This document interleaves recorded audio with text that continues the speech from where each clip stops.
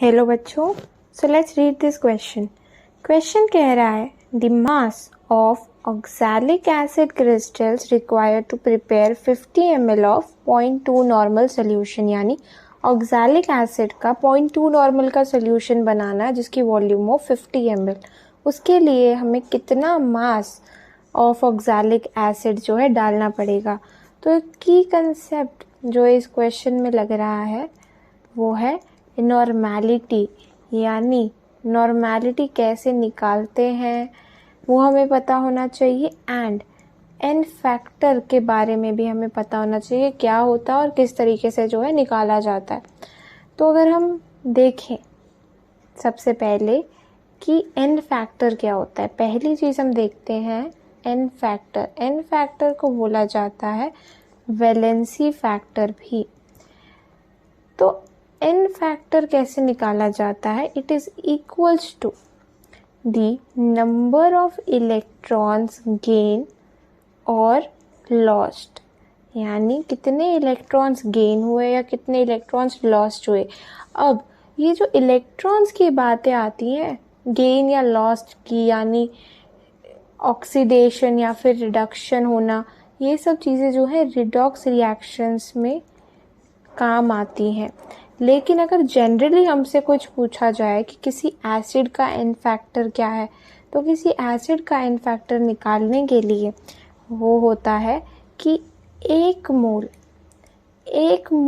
Acid जो है कितने H+ लिबरेट कर सकता है। लिबरेट एक करेक्ट वर्ड नहीं होगा वैसे, यानी कितने H+ जो है वो रिमूव कर सकता है, मेनली लिबरेट या फिर रिमूव, राइट।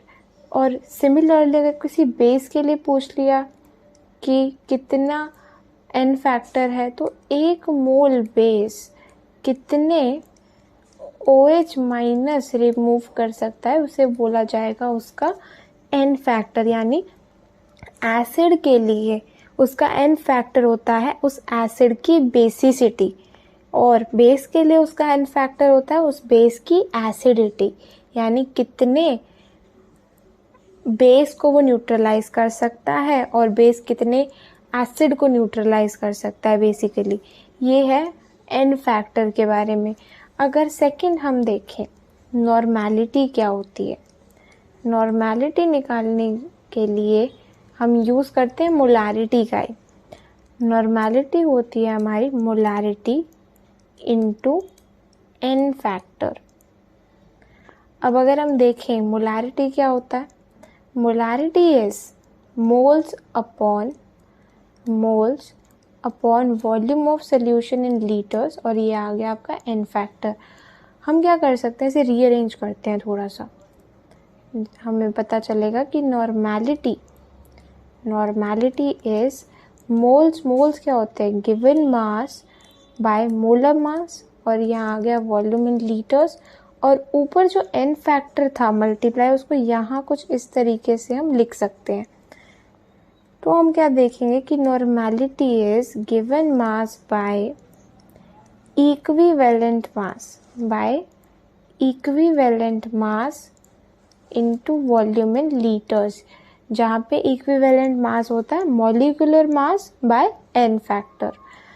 तो ये है एक फॉर्मूला फॉर नॉर्मैलिटी। अब अगर अपने क्वेश्चन पे चलें, हमें क्या गिवन है, हमें गिवन है ऑक्सैलिक एसिड। ऑक्सैलिक एसिड का अगर पहले हम एन फैक्टर निकालना चाहें, ऑक्सैलिक एसिड क्या होता है H2C2O4, तो ये कितनी H+ रिलीज करता है, ये बनाता है C2O4 2- प्लस 2H+, यानी ऑक्सैलिक एसिड का जो एन फैक्टर है वो है 2। अब देखते हैं इसका मॉलिक्यूलर वेट निकालते हैं, molecular mass of oxalic acid. तो ऑक्सैलिक एसिड हमें क्या गिवन है, H2C2O4.2H2O, यानी क्रिस्टल्स गिवन है इसके। तो इसका मॉलिक्यूलर मास निकालेंगे 2 hydrogens plus 2 carbon into 12, 4 oxygen into 16 and 2 waters, water क्या होता है 18। इसे ऐड करेंगे आएगा 126 ग्राम्स। सो अगर हम देखें कि इक्विवेलेंट मास क्या होगा, तो हम देखते हैं equivalent mass of oxalic acid. Equivalent mass होगा हमारा molecular mass by N factor. Molecular mass हमने निकाला 126 और एन फैक्टर हमने देखा कि 2 आ रहा है, यानी 63 ग्राम्स जो है इक्विवेलेंट मास है ऑफ ऑक्सैलिक एसिड। अब हम क्या करेंगे, अपने फॉर्मूले में पुट करेंगे। Normality is equals to given mass by equivalent mass into volume in litres. Normality हमें गिवन है 0.2, गिवन मास हमें निकालना है, इक्विवेलेंट मास है 63 और वॉल्यूम है 50 ml। ml को लीटर्स में करने के लिए हम डिवाइड करेंगे 1000 से। यहाँ से जब x सॉल्व करेंगे तो x आएगा 0.63 ग्राम्स, यानी हमें 0.63 ग्राम्स ऑक्सैलिक एसिड की ज़रूरत होगी 0.2 नॉर्मल सोल्यूशन बनाने के लिए 50 ml का। So the correct answer of this question is option 3.63 grams. I hope सबको solution समझ में आया होगा। Thank you very much and all the best.